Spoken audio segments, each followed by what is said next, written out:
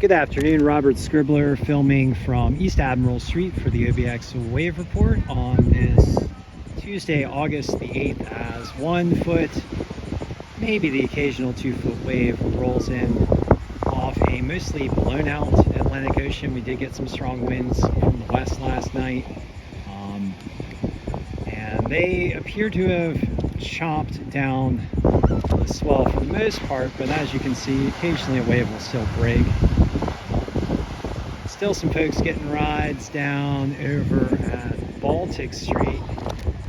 You can see some people in the water with their long foamies.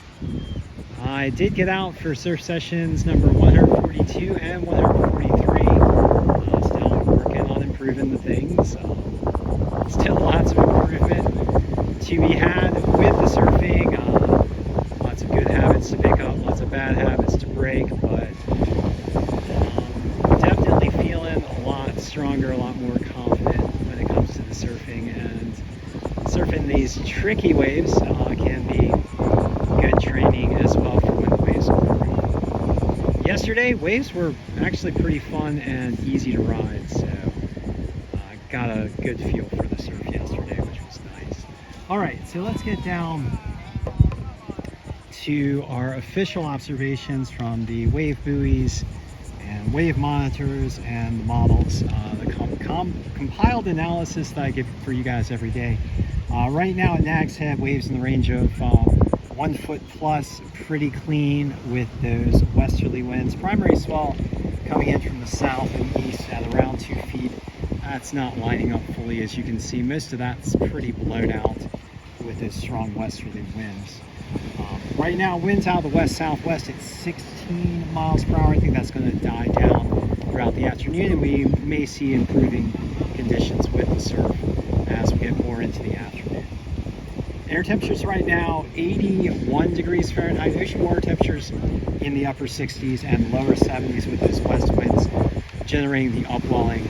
The Labrador current does come down here close to the continental shelf, and that's a much colder current, and so when you get those west winds, it does pull those waters that sit below the surface to the surface, and so you get those cold water temperatures at the surface. All around water temperatures around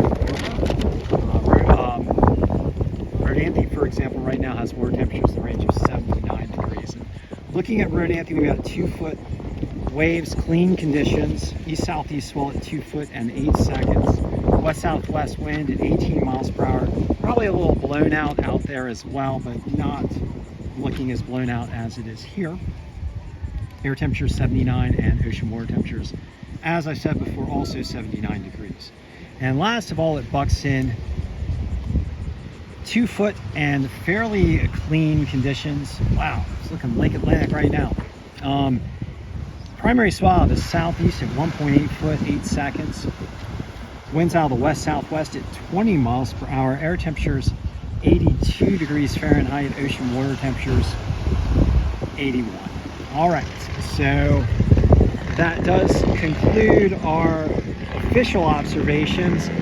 Generally speaking, I think we can expect some small waves tomorrow and Thursday, but in the 5-day, it does look like we might get a swell as a storm may develop offshore. We will have to see how things develop, but definitely potential for storm formation in August, so we'll have to keep an eye on things. All right, looking at the tropics right now, we've got no tropical disturbances of note, although 2 tropical waves are traversing the tropical Atlantic, so we'll have to keep an eye on those.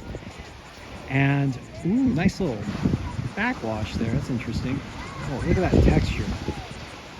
Okay, and looking at the climate, I did want to provide for you guys some more information on the hottest July on record. So according to the climate observers at Copernicus, the scientists, July was the hottest month on record by a long shot. And we've had some comments, some expert comments from some scientists.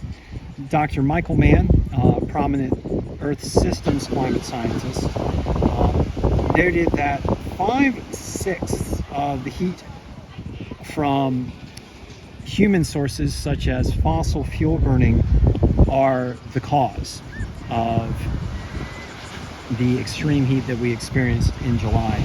And about 1/6 of that extreme heat was driven by El Nino. So once again, about 5/6 of that extreme heat that we have seen is driven by the heating of the atmosphere through human activities, primarily driven by fossil fuel burning, and then 1/6 driven by the natural variability feature called El Nino. And so what we've seen is that human-caused climate change driven by fossil fuel burning has really pumped up the effect of El Nino on the climate system.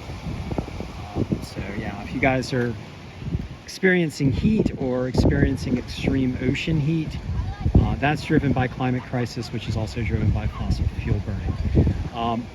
And as I tend to do at the end of my videos, I'd like to ask you guys to just help pitch in and do everything you can to help support the transition to clean energy driven by wind, water, solar, and electric vehicles. Right now, those are the primary technologies we have for transitioning to clean energy. And those are the ones that are also rapidly deployable. I hear people talk about nuclear a lot, and nuclear is not a carbon emitting source. That is true, but one of the issues with nuclear is that it just takes so long to build nuclear power plants, and they're very costly. And there's a lot of concern also with regards to impacts from nuclear disasters. But when it comes to wind, water, solar, and electric vehicles, these are non-polluting, zero polluting sources. They do not result in pollution. They are just basically materials. So it's like building any other structure or thing made out of materials such as a computer or an automobile. It's just building. So these are clean energy sources, produce no pollution in use, and if they are mass deployed, they will result in the rapid reduction of carbon emissions that are driving the present climate crisis. Those carbon emissions primarily coming from fossil fuel. So thank you for joining me for this session of the OBX Wave Report, and I will be back with you guys shortly. Oh, and I just want to note that the reason why I'm advocating for clean energy is also to save our coastlines from the impacts of climate change, which are driven by fossil fuel burning, those impacts being rising sea levels, more intense storms, and harm to ocean health from severe ocean heating and ocean acidification. All right, so thanks for joining me once again, and I look forward to getting back into the water with you guys and having some good rides with you on